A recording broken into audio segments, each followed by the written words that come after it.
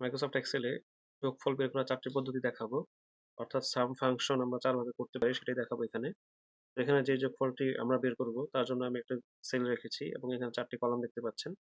তো ১ম কলামে যেটা আমরা করব, যেই সেলে যোগফল বের হবে সেটাতে আমরা ক্লিক করব। ক্লিক করার পর টুলস বারে যে সাম আইকন আছে সেটা ক্লিক করে দিব। ক্লিক করার পর দেখবেন এখানে অটোমেটিক সিলেক্ট হয়ে গেছে রেঞ্জ।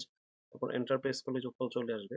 দ্বিতীয় যে সেলটিতে আমরা ২য় পদ্ধতি দেখব সেটা হচ্ছে আমরা যে যোগফলগুলো বের করব সেগুলো সিলেক্ট করে নিব এবং যোগফল বের করার জন্য একটি সেল সহ সিলেক্ট করব। তারপর এখানে সাম বাটন ক্লিক করলে অটোমেটিক যোগফল চলে আসবে। এখানে এন্টার প্রেস করার কোনো প্রয়োজন নেই।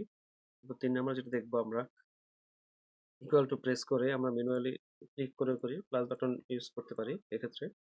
এভাবে দেওয়ার পরে জাস্ট এন্টার প্রেস করলে যোগফল চলে আসবে।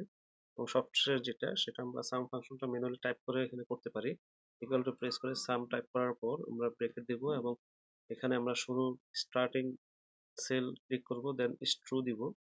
দেন আমরা যেই সেল পর্যন্ত যোগ করব সেই সেলটা সিলেক্ট করে দিই। সাপোজ এখানে আমি ৩ নাম্বার সেল পর্যন্ত যোগ করব। সেই ৩ নাম্বার সেলে যোগ করে দিয়ে ব্রেকেট ক্লোজ করে এন্টার বাটন প্রেস করলাম।